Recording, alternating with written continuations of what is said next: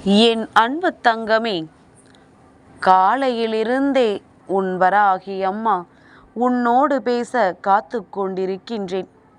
உனக்கு ஒரு அவசர செய்தியினையும் நான் கொண்டு வந்திருக்கின்றேன். என்ன அவசர செய்தியாக இருக்க முடியும்? என் பிள்ளையை நீண்ட காலமாக ஆட்டி படைத்த ஒரு பிரச்சனைக்கு தீர்வினை கொண்டு வந்திருக்கின்றேன். இந்த வெற்றி வாராகி என் பிள்ளையை ஆட்டி படைத்த இந்த பிரச்சனைக்கு தீர்வு கிடைத்து விட்டது என்றால் போதுமே, என் குழந்தை மன மகிழ்ச்சி அடைந்து விடும் அல்லவா? அதனால்தான் அம்மா உன்னை தேடி வந்திருக்கின்றேன். என் குழந்தையே, இந்த வாழ்க்கை என்பது உனக்கு தருகின்ற ஒவ்வொரு விஷயங்களையும் நீ தெளிவாக புரிந்து கொண்டிருக்கும் பொழுது உனக்கு வருகின்ற கஷ்டங்கள் எல்லாம் துச்சமென உன் கண்களுக்கு தெரியும். என் பிள்ளை, நீயோ எல்லா பிரச்சனைகளையும் இழுத்து போட்டுக்கொண்டு உன் தலையில் போட்டு கொள்கின்றாய். சுற்றி நடப்பவர்களுக்கு வருகின்ற பிரச்சனையையும் நீ கணக்கில் எடுத்து கொள்கின்றாய். என் பிள்ளையே, ஒரு நொடி சிந்தித்து பார்த்திருக்கின்றாயா? நம்மை ஆட்டி படைக்கின்ற பிரச்சனைகள் எதுவாக இருந்தாலும் நீ மட்டும்தான் தனியாக நின்று சமாளிக்க வேண்டும். யாரும் உனக்கு துணைக்கு வரப்போவதில்லை. யாரும் என்னவென்று கேட்கப் போவதும் இல்லை. உனக்கு ஒன்று என்றால் யாரும் உனக்காக வந்து நிற்கப் போவதும் இல்லை. ஆனால் நீ மட்டும் அடுத்தவர்களுக்கு ஒரு பிரச்சனை என்றால் ஓடோடி சென்று உதவிகளை செய்கின்றாய். இதை தவறு என்று அம்மா சொல்ல வரவில்லை. ஆனால் யாருக்கு செய்கின்றோம், எதற்காக செய்கின்றோம் என்கின்ற தெளிவு எப்பொழுதும் உனக்கு இருக்க வேண்டும். நீ செய்கின்ற விஷயங்களினால் இந்த வாழ்க்கையில் உனக்கு வருகின்ற ஒவ்வொரு நஷ்டங்களும் சரி, இன்பங்களும் சரி, எதுவாக இருந்தாலும் உனக்கு மட்டும்தான் சொந்தம் என்பதனை புரிந்து கொண்டு நீ செய்ய வேண்டும். உன்னை ஆட்டி படைக்கின்ற பிரச்சனைகள் ஒவ்வொன்றிற்கும் தீர்வு என்ற ஒன்று நிச்சயமாக இருக்கின்றது. ஆனால் அந்த தீர்வினை கூட உனக்கு கிடைக்க விடாமல் சுற்றி இருப்பவர்கள் செய்து கொண்டிருக்கின்றார்கள். ஆனால் நீ அவர்களுக்குத்தான் உதவிகளையும் செய்து கொண்டிருக்கின்றாய் என்பதனை மறந்து விடாதே. யார் யார் எப்படிப்பட்டவர்கள், எப்பேற்பட்ட எண்ணங்களை கொண்டவர்கள் என்பதனை எல்லாம் என் பிள்ளை சில காலமாக நீ தெளிவாக உணரத் தொடங்கினாலுமே ஏற்கனவே செய்ததனால் வந்த பிரச்சனைகளை உன்னால் இன்னமுமே சமாளிக்க முடியாமல் இருந்து கொண்டிருக்கின்றாய். சில நேரங்களில் உன்னை அறியாமலேயே, இது தவறு என்று தெரியாமலேயே அதை செய்துவிட்டு இப்பொழுது எப்படி இதிலிருந்து மீண்டு வர முடியும் என்று என் குழந்தை தவித்து நிற்கின்றாய். என் தங்கமே, தவறு என்பது நீ உணராதவரை மட்டும்தான். நீ உணர்ந்து விட்டால் அது தவறு கிடையாது. நிச்சயமாக என் பிள்ளை அதிலிருந்து வெளிவந்து விட்டாய் என்றுதானே அர்த்தம். என் குழந்தை, நீ என்ன நினைக்கின்றாய் தெரியுமா? அம்மா, நான் என்றோ ஒரு நாள் செய்த தவறு. நான் அதை வேண்டும் என்று அன்று செய்யவில்லை. ஏதோ என்னுடைய மனநிலை சூழ்நிலைக்கு தகுந்தவாறு நான் செய்வது சரி என்று நினைத்து செய்துவிட்டேன். ஆனால் காலம் சென்ற பிறகு இப்பொழுது அது எத்தனை பெரிய தவறு என்பதனை என்னால் உணர்ந்து கொள்ள முடிகின்றது. நான் பட்டிருக்கின்ற அனுபவங்கள் எல்லாமே எனக்கு அதை சொல்லி கொடுத்து விட்டது.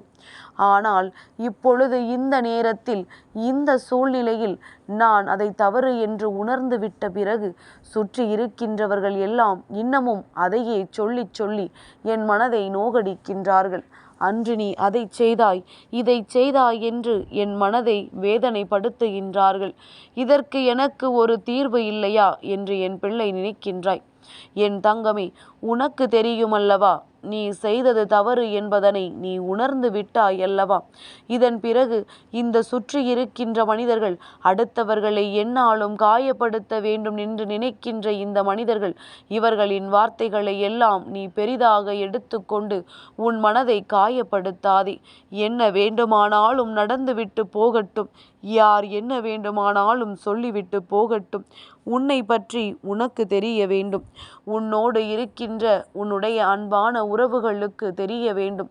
மற்றபடி உன் தெய்வம் எனக்கு தெரிய வேண்டும். இதையன்றி வேறு யாருக்கும் உன்னை நிரூபிப்பதற்காக நீ போராடி கொண்டிருக்காதே. என் பிள்ளையே, பாதி நாட்கள் அதற்காகவே கழிந்து விட்டது. இன்னொன்று, மற்றவர்கள் முன்னிலையில் நல்லவராக இருக்க வேண்டும் என்பதற்காக பாதி காலம் நடிப்பிலேயே சென்று விட்டது. என் பிள்ளை, நல்லவராக நடிப்பதற்காக பல காலம் போராடி விட்டாய். எப்பொழுதுமே உனக்கு பிடித்தது போல உன் வாழ்க்கையை எப்படி வாழ வேண்டும் என்று நீ நினைக்கின்றாயோ அப்படி நீ வாழ வேண்டுமே தவிர ஒரு நாளும் அடுத்தவர்கள் முன்னிலையில் அதை செய்ய வேண்டும், இதை சாதிக்க வேண்டும் என்று எண்ணி நீ புலம்பிக் கொண்டிருக்காதே. என்ன நடந்தாலும் சரி, இந்த வாழ்க்கையில் உனக்கு கிடைப்பது எல்லாம் உன்னுடைய சந்தோஷத்திற்கானது என்பதனை புரிந்து கொண்டு என் பிள்ளை அதை நீ சரியாக செய்து விட்டால் போதுமே. எப்பொழுதுமே நீ நினைக்கின்ற விஷயங்கள்தான் உனக்கு நடக்கும் என்பது உன்னுடைய நல்ல எண்ணத்தின் புரிதலாக இருக்கும் பொழுது அதை அடைவதற்குரிய அத்தனை சூழ்நிலைகளையும் நீயே உருவாக்க வேண்டும். சுற்றி இருப்பவர்கள் பேசுகின்ற வார்த்தைகளையும் சுற்றி இருப்பவர்கள் சொல்கின்றார்களே என்பதற்காகவும் ஒரு நாளும் உன்னுடைய வாழ்க்கையில் உனக்கான நேரத்தை நீ குறைத்து கொள்ளாதே. உனக்கு நடப்பது எல்லாமே நன்மைக்குத்தான் என்பதனை முதலில் நீ புரிந்து கொள்ள தொடங்கு. எதுவாக இருந்தாலும் அது உன்னுடைய சந்தோஷத்தை நிலைநிறுத்துவதற்குத்தான் என்பதனை நீ புரிந்து கொண்டால் போதும். என் பிள்ளைக்கு என்ன நடந்தாலும் சரி, அதற்கு உன் அம்மா உறுதுணையாக இருப்பேன் என்பதனை முதலில் நீ புரிந்து கொள்ள தொடங்கு. என் பிள்ளையே, காலத்தின் கட்டாயம் வாழ்க்கை உனக்கு அது போன்ற ஒரு சூழ்நிலையை உருவாக்கி கொடுத்து விட்டது. அதிலிருந்து நீ பல முயற்சிகளை செய்து மீண்டும் வந்து விட்டாய். செய்தது தவறு என்று உணர்ந்தும் விட்டாய். இத்தனைக்கும் பிறகு இந்த வாழ்க்கையில் உன்னை சுற்றி இருப்பவர்கள் என்ன செய்தாலும் அதை பெரிதாக எடுத்து கொள்ளாமல் நடப்பது எல்லாம் உன்னுடைய நல்லதற்குத்தான் என்பதனை புரிந்து கொண்டு இவர்களை பற்றி தெரிந்து கொள்வதற்கு கிடைத்த ஒரு வாய்ப்பு என்பதனை உணர்ந்து கொண்டு உன் வாழ்க்கையில் உனக்கானதை மட்டும் பெறுவதற்காக நீ உன்னுடைய முயற்சிகளையும் இந்த வாழ்க்கையில் உனக்கான நல்ல விஷயங்களையும் நீ செய்து கொண்டிரு. இனி இது போன்ற தவறுகள் ஒரு நாளும் வாழ்க்கையில் நடக்காது என்ற உறுதியை மட்டும் எப்பொழுதும் உனக்குள் நீ வைத்துக்கொள். மீண்டும் ஒரு முறையேனும் இந்த தவறுகள் மீண்டும் நடந்துவிட்டது என்றால் அதன் பிறகு நீ எத்தனை உணர்ந்தும் அதற்கு எந்த பலனும் இல்லை என்பதனை முதலில் நீ புரிந்து கொள்ள வேண்டும். அம்மா, ஏதாவது ஒரு சூழ்நிலைகள் நம்மை இப்படி இக்கட்டான நிலைக்கு தள்ளி விட்டு விடுகின்றது. அதிலிருந்து மீண்டு வர நினைத்தால் மேலும் பல இக்கட்டான சூழ்நிலைகள் வாழ்க்கையில் வருகின்றது என்று நினைக்கின்றாய் அல்லவா? என் தங்கமே, எல்லாமே தெய்வம் உனக்கு தருவதுதான். அதனால் தெய்வத்தின் துணை உனக்கு எப்பொழுதும் இருக்கும் என்பதனை மட்டும் நீ மறந்து விடாதே. எந்த நேரத்திலும் தெய்வம் உன்னை கைவிட்டு விடாது என்பதனை நீ புரிந்து கொண்டு நடந்தாலே போதும். என் குழந்தைக்கு நடக்கின்ற ஒவ்வொரு விஷயங்களும் நல்ல விஷயங்களாகவே இருக்கப் போகின்றது என்பதனை முதலில் நீ உணர்ந்தால் போதும். என் பிள்ளை, மற்றவர்களை ஏமாற்றி ஒரு நாளும் பிழைப்பு நடத்தக்கூடாது. மற்றவர்களின் மனதை ரணமாக்கி அதில் சந்தோஷத்தை அடையக்கூடாது. மற்றவர்களின் கண்ணீரை கண்டு ஒரு நாளும் ஆனந்தத்தில் துள்ளி குதிக்கக்கூடாது. அடுத்தவர்களின் பசியை கண்டு அவர்கள் முன்னால் நாம் உணவருந்த கூடாது. அடுத்தவர்கள் சோதனை கட்டத்தில் இருக்கிறார்கள் என்று தெரிந்துவிட்ட பிறகு நீ உன் சந்தோஷத்தை குதூகலிக்க கூடாது. இப்படி அடுத்தவர்களின் மனம் நோகாமல் இருந்து விட்டாலே போதும். இந்த வாழ்க்கையில் நீ நினைத்தது எல்லாம் என்றேனும் ஒரு நாள் உனக்கு கிடைத்தே தீரும் என்பதில் எந்த ஒரு மாற்று கருத்தும் கிடையாது.